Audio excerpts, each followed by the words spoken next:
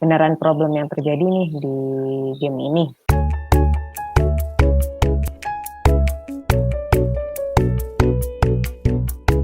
Halo, ketemu lagi di video pembahasan tugas untuk course Product Management di Logim Academy Batch 3. Di video kali ini kamu nonton pembahasan untuk tugas chapter 10, chapter terakhir, yaitu pembuatan dokumen. Di video kali ini kamu akan dipandu oleh aku, Program Manager untuk Logim Academy, bersama mentor kita untuk course Product Management, yaitu aku Talita. Kalau kayak gitu kita langsung lihat instruksi tugasnya apa.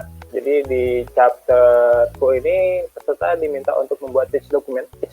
Unsur-unsur pitch dokumen adalah hampir bisa didapatkan dari hampir semua tugas yang sudah kita buat di chapter-chapter sebelumnya. Sebelum kita masuk ke pembahasan tugasnya, pengen nanya dulu sama Talita. Di antara beragam banyak jenis pitch kan ada ini pitch dokumen tuh pitch yang dalam bentuk tertulis. Nah, kalau pitch ini sih biasanya digunakan dalam keadaan-keadaan apa ya? Pitch itu apa sih? Kalau misalkan nggak cuma di game deh, di produk, pitch produk, nge-pitch ide itu apa sih? Jadi intinya kita mau bikin orang lain excited kan terhadap ide kita. Maksudnya kita pastinya excited dong sama idenya, karena kita yang bikin. Tapi kita juga harus bikin orang lain tuh ngelihat hal yang sama yang kita lihat. Kita harus bikin orang lain care. Nah, pitch sebenarnya pitch dokumen ini biasanya kalau di kejadian nyatanya ya tergantung nge-pitch ke mana. Bisa jadi nge-pitch ke kamu punya ide terus company buat misalkan kayak stakeholder di company buat project ini atau produk ini go. Bisa jadi buat investor misalkan. Kalau misalkan kita lagi nyari partnership untuk nge-funding project ini atau produk ini misalkan, atau yang terakhir misalkan ke publisher, misalkan ya udah produknya udah jadi, tapi kita mau nyari publisher nih untuk nge-publish game kita, bisa jadi pitch ini digunakan kayak gitu sih. Nah, biasanya flow-nya itu pitch dokumen ini adalah kayak bahan presentasimu untuk kamu menunjukin ke orang-orang gitu. Jadi maksudnya biasanya di company ditemenin dengan kamu yang ngebawa pitch itu sendiri gitu. Tentu saja di keadaan-keadaan lain, misalkan di bisnis events, itu bisa jadi kalau kita mau setup meeting, orang itu kita kasih file pitch ini lebih dulu gitu. Nanti waktu kita ketemu baru kita ngebawain dokumen ini sambil ngomong kayak gitu, sambil presentasi lah. Kayak gitu sih.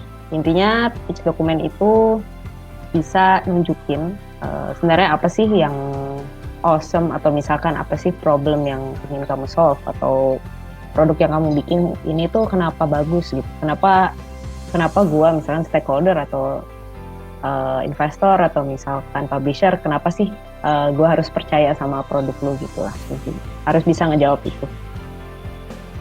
Oke, sip. Kok kayak gitu untuk lebih lanjut kita langsung masuk ke pembahasan tugas. Ini tugas dari Muhammad Alif Samudra.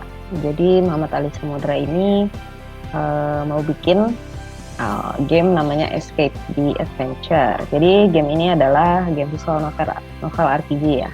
Si Alif ini lumayan konsisten lah dari awal sampai sekarang tuh selalu bikin studi kasusnya tentang game visual novel RPG ini. Nah, kalau dari aku sih mau komentar salah satunya di problem dan opportunity statement.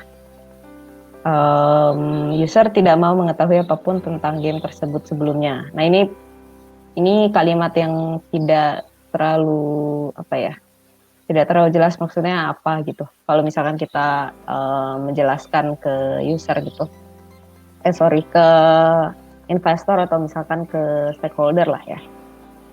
Ini tuh maksudnya apa gitu. Mungkin itu sih. Terus problem statementnya juga cukup generik sih kalau menurutku. Kayak novel RPG itu kan sebenarnya kayak kalau misalkan bosan ketika cerita terulang kembali, tidak mau aksi yang terlalu sulit, mungkin bisa ngegali lagi problemnya kayak apa gitu. Sebenarnya yang problem yang benar-benar terjadi tuh apa sih, maksudnya kalau yang sekarang ya masih terlalu generik sehingga kalau problem statement aja belum jelas kan solusinya pasti bisa jadi terlalu lebar atau gimana gitu. Menyukai desain karakter yang unik, menyukai alur cerita yang tidak bisa ditebak. Tapi kan ini syarat-syarat game yang bagus kan ya. Maksudnya game naratif yang bagus gitu.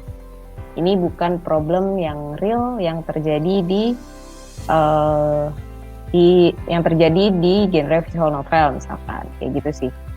Ini lumayan fundamental lah ini isunya gitu. Jadi mungkin saranku juga harus bisa ditelaah lagi sebenarnya problem dengan visual novel yang ada sekarang tuh apa sih kayak gitu. Misalkan visual novel tuh udah terlalu banyak, atau kalau mau lebih detail lagi visual novel di HP tuh mirip-mirip semua gitu, kayak gitu-gitulah. Itu lebih kebayang daripada kalimat-kalimat ini gitu sih. Primary audience-nya sebenarnya ini juga pernah dibahas ya waktu di tugas user persona. Kalau dari aku mungkin komennya masih sama sih waktu kita ngebahas user persona itu. Ya 3-4 jam ini sebenarnya cukup hardcore ya, cukup midcore lah. Lumayan banyak lah 3-4 jam dimainin dengan main game di HP. Jadi mungkin aku nggak tahu nih ini dari data real apa enggak, tapi orang yang main 3-4 jam sehari itu mungkin ya oke mendapat hiburan, tapi bukan pemain yang casual begitulah. Ini juga udah oke sih, maksudnya ini ada product positioning ya, jadi kayak kompetitornya di mana, kamu di mana. Paling yang aku belum terlalu jelas itu adalah bedanya player control sama system control itu apa. Apakah aku sih kemarin nebak apakah maksudnya adalah alur ceritanya bisa dikontrol pemain gitu, misalkan kayak multiple ending atau enggak, atau gimana gitu. Kalau misalkan multiple ending atau misalkan endingnya udah fix, tulis aja gitu. Maksudnya tulis aja multiple ending atau endingnya single ending gitu. Itu sih. Atau linear gitu ya. Linear lah gitu. Selanjutnya kita ke tugasnya si Priyansyah Alan Saputra. Kalau misalkan kita ngebacain ini dalam satu kalimat, dalam satu nafas gitu ya, kayaknya susah gitu. One-liner yang bagus ya beneran one-liner gitu. Kayak misalkan Wilderness Escape merupakan first person 3D endless runner game. Tentang misalkan fokus ke, misalkan berhenti di keluar dari hutan belantara di Indonesia. Titik itu bisa jadi mungkin udah cukup gitu maksudnya. Kayak misalkan menyebutkan membuat berbagai item tuh kan maksudnya ini ya, apa namanya?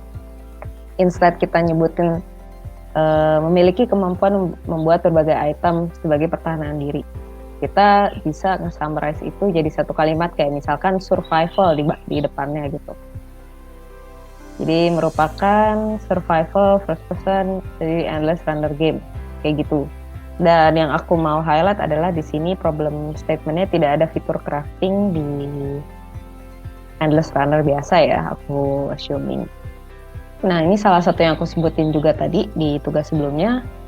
Problem statement itu kita harus hati-hati. Misalkan, apakah ini beneran problem yang real gitu? Atau kita hanya jumping to conclusion, ke solusi, bahwa gue pengen nambahin fitur crafting. Jadi, kita masukin ini sebagai problem. Padahal sebenarnya orang main endless runner itu nggak mau ribet kan. Maksudnya kan cuma mau duduk, main swipe, atau misalkan kalau gamenya platform dari kiri ke kanan ya mau loncat atau mau apa gitu ya, simple. Apakah fitur crafting itu malah apa namanya memperibet, atau misalkan kalau fitur crafting itu di-present as a meta, kita simply treat the problem as misalkan nggak ada meta yang terdefine dengan baik di game Endless Runner kayak gitu, dibanding kita ngomong tidak ada fitur crafting gitu sih. Sisanya ini komenku mungkin kalau infografik kayak gini enakan lebih jelas ya. Kayak ini tuh belum kelihatan, maksudnya ini yang warna ini tuh yang mana sih gitu. Nah itu belum jelas. Legends-legendsnya kurang jelas warnanya. Konsep art moodboardnya enakan dijadiin satu halaman. Karena kan kalau moodboard kan supaya kita bisa ngelihat ya satu di antara yang lainnya tuh kayak gimana gitu. Kita ngebandingin di satu board. Yang berbeda dari sini paling tentang launch sih. Ini tentang plan-nya. Apakah kamu mau nge-launch dari sejak pre-alpha ya nggak apa-apa. Tapi biasanya biasanya pre-alpha itu orang nggak nge-launch tapi ngetes. Jadi mereka play testing kan. Karena pre-alpha tuh biasanya disebut first playable. Oke, bisa dimainin tapi benar-benar nggak ada konten yang menarik gitu. Sehingga orang di tahap ini biasanya studio-studio itu mereka ngetes udah sampai mana instead of launch. Kalau maksudmu di sini adalah launch untuk self launch gitu misalkan untuk ngetes ya oke gitu. Tapi mungkin harus dibenerin aja sih termnya. Biasanya orang tuh ngerilis di beta lah, the earliest gitu. Tapi ngetes ya kayak pre-alpha ngetes, alpha ngetes ya oke lah. Itu justru harus sih. Kalau dalam keadaan realnya sendiri, biasanya sih apa aja common mistake-nya ketika membuat pitch dokumen? Nah, biasanya tuh orang salah dengan ya udah put as many things as possible tentang game kita gitu. Tapi kan sebenarnya yang orang mau tahu itu ya oke, ini ada stuff ini gitu. Tapi kenapa sih ini bagus gitu loh? Cerita apa atau naratif apa yang mau diceritakan oleh kita. Yang kedua adalah pitch-nya harus enak untuk dilihat. Maksudnya biasanya yang baca kayak gini kan lumayan ini ya, maksudnya decision maker yang lumayan tinggi itu, mereka nggak punya banyak waktu lah. Kita harus bisa sebisa mungkin menunjukin tiap halaman tuh ada artinya gitu. Maksudnya ya wall of text tuh nggak semua orang mau baca loh. Gitu. Kayak instead text misalkan kita bisa lebih ngasih tahu dari picture misalkan. Dari picture terus atau dari graph, dari chart, dari pokoknya angka lah. Lebih bagus lagi kalau misalkan dimasukin projection ya, karena misalkan kita pengen tahu kan potensi game ini sebenarnya kayak gimana sih.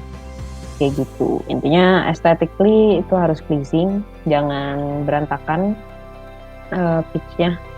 Kayak gitu sih. Nih kayak ini nih, wilderness escape. Kenapa S-nya nggak di atas? Maksudnya ya bisa terlihat sangat remeh, tapi sebenarnya ini lumayan penting kayak gitu. Untuk menunjukkan yang balik lagi, kita harus menunjukkan kita kompeten gitu kan. Itu yang terakhir adalah problem statement ya. Maksudnya ini tuh salah satu step awal untuk kita narik orang loh. Maksudnya untuk kita nunjukin ke orang juga kita ngerti loh sebenarnya problem yang terjadi itu apa. Dan kalau misalkan ini kita nge-present ke orang yang misalkan udah menghadapi problem ini berkali-kali, kita ngelihat kalau misalkan tepat gitu ya, mereka ngelihat oh ya benar nih problemnya emang gue rasain misalkan gitu. Atau ini beneran problem yang terjadi nih di game ini, game tipe-tipe seperti ini, kayak gitu sih. Jadi makanya ini penting banget karena selain di pitch juga ya, maksudnya problem statement ini kan base yang akan kamu pakai ke depannya untuk bikin game kamu kan. Jadi kalau dari sini aja belum benar, nanti gimana ke depannya, gitu sih. Gitu intinya. Itu tadi pembahasan untuk tugas chapter 10, yaitu membuat pitch dokumen. Dan dengan itu juga berarti sampai di sini video pembahasan kita untuk post product management di Logim Academy Batch 3. Nah, barangkali sebelum ditutup, ada pesan-pesan mungkin dari Talita untuk teman-teman yang udah mengikuti sejauh ini? Oke, kalau dari aku sih teman-teman yang udah sampai sejauh ini kan artinya cukup serius ya untuk at least memulai karir kalian sebagai product manager gitu atau game developer misalkan.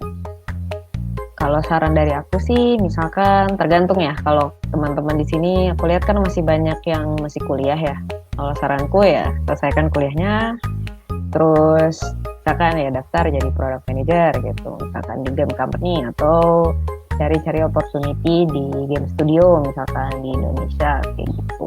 Tapi kalau misalkan waktu misalkan ya kalau kita udah lulus pun ngedaftar, kita juga harus punya portofolio kan kadang.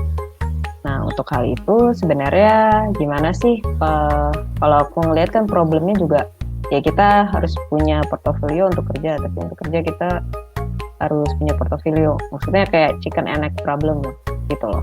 Jadi saranku sih mulai aja dulu untuk iseng-iseng bikin game kayak gini. Ini kalian udah kalau udah ngelakuin sampai sekarang, sampai sejauh ini bisa jadi ya tugas-tugas kalian kemarin bisa dijadiin portofolio gitu, kayak latihan kalian untuk jadi product manager misalkan, atau jadi game developer kayak gitu sih. Saranku sih next time kalau ada teman-teman yang mau ulang dari awal gitu, mau coba lagi deh gitu, kayak misalkan habis nonton video pembahasan atau baca review-review atau ya review dari aku gitu ya, terus oke, aku udah ngerti di mana salahku, mau bikin lagi gitu ya, silahkan.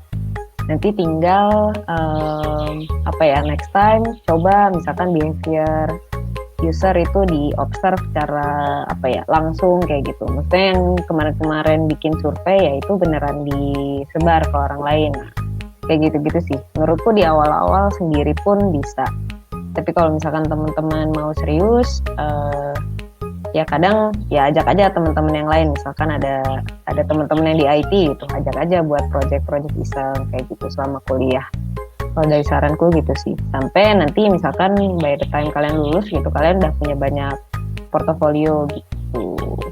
Disaranin buat kayak kalau misalkan memang ada teman-teman yang dari IT dan misalkan capable dari misalkan punya kenalan yang game programmer atau game designer atau game artist, nah bisa ajak teman-temannya buat kerjasama bikin project-project kecil, mungkin ikutan game jam, jadi lebih kebayang si produknya itu nanti kayak gimana. Sekali lagi terima kasih buat teman-teman yang udah mengikuti course Product Management di Logim Academy Batch 3 ini sampai sejauh ini.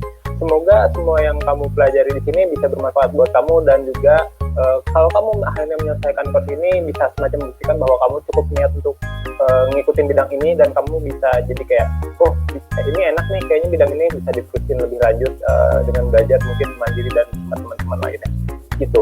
Oke, barangkali kayak gitu, dan barangkali kamu ada pertanyaan buat teman-teman yang lain, bisa tetap ditanyain di situs sosial komen yang bisa kamu temuin di kolom sebelah kanan ketika kamu aktif di Logim Academy menggunakan Misi atau Logim. Oke, kalau kayak gitu sampai di sini dulu video pembahasan untuk tugas course Product Management di Logim Academy Batch 3.